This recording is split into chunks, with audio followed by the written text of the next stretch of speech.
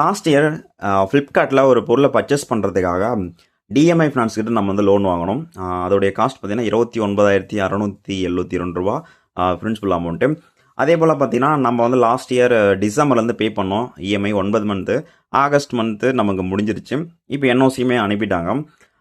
எதுக்காக இதை சொல்கிறோம் அப்படின்னா, நிறைய பேர் இந்த டிஎம்ஐ ஃபினான்ஸில் வந்து பொருளை வந்து ஃப்ளிப்கார்ட்லேருந்து டேரெக்டாக உங்ககிட்ட காசு இல்லைங்கிற பட்சத்தில், இஎம்ஐ கார்டு இல்லைங்கிற பட்சத்தில் நீங்கள் பார்த்தீங்கன்னா டேரெக்டாக ஃப்ளிப்கார்ட்லேருந்து பர்ச்சேஸ் பண்ணிக்க முடியும். அதுக்கு டிஎம்ஐ ஃபினான்ஸு, சோலா கிரெடிட், டிவிஎஸ் கிரெடிட்டு, இப்படி சில லோன்ஸ் ஆப்பை பேஸ் பண்ணி அவங்க நமக்கு வந்து கொடுப்பாங்க.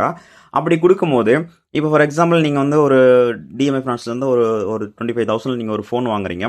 ஆனால் அந்த ஃபோனை வந்து நீங்கள் என்ன பண்ணிட்டீங்கன்னா வச்சுக்கல. ஏன்னா உங்களுக்கு அது சம்திங் ஏதோ பிரச்சனை அப்படிங்கிறதுக்காக நீங்கள் வந்து ரிட்டனோ ரீஃபண்டோ சம்திங் ஏதோ ஒன்று பண்ணிட்டீங்க. ஃபோன் உங்கள் கையில் கிடையாது. நீங்கள் வந்து ஆர்டர் வந்து கேன்சல் பண்ணிட்டீங்க. ஆனாலுமே பார்த்தீங்கன்னா எனக்கு டிஎம்ஐ ஃபினான்ஸில் வந்து லோன் வந்து ஷோ ஆகிட்டு இருக்கு, இஎம்ஐயில் வந்து வருது.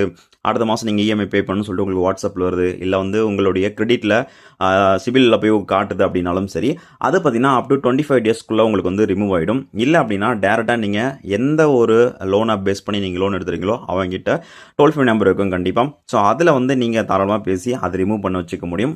உங்களுக்கான ஒரு கம்ப்ளைண்ட்டை நீங்கள் வந்து கொடுத்துடலாம். நிறைய பேர் இந்த டிஎம்ஐ ஃபினான்ஸை பற்றி நான் நிறைய வீடியோ போட்டிருக்கேன். ஸோ நிறைய பேர் இதில் வந்து கேட்குறது உண்டு. ஸோ இது மாதிரி நீங்கள் வந்து பண்ணுங்கள். இப்போ நான் இதை ஏன் சொல்கிறேன்னா, என்ஓசி ரீசெண்டாக இந்த ஃபைனலாக அந்த டிஎம்ஐ ஃபினான்ஸ் வந்து நான் லோன் வாங்கி எல்லாம் முடிச்சு என்ஓசியுமே வாங்கிட்டேன். அதே போல் நீங்களும் பார்த்தீங்கன்னா முடிஞ்ச வரைக்கும் லோன் ஆப்பை முடிக்கிறீங்க அப்படிங்கிறது விஷயம் கிடையாது. ஃபைனலாக நீங்கள் முடிச்சிட்ட அப்புறம் அதில் என்ஓசி அப்படிங்கிறது கண்டிப்பாக நீங்கள் வாங்கணும். அதே போல் பார்த்தீங்கன்னா எனக்கு வந்து அந்த என்ஓசி அப்படிங்கிறத நான் வாங்கிட்டேன்.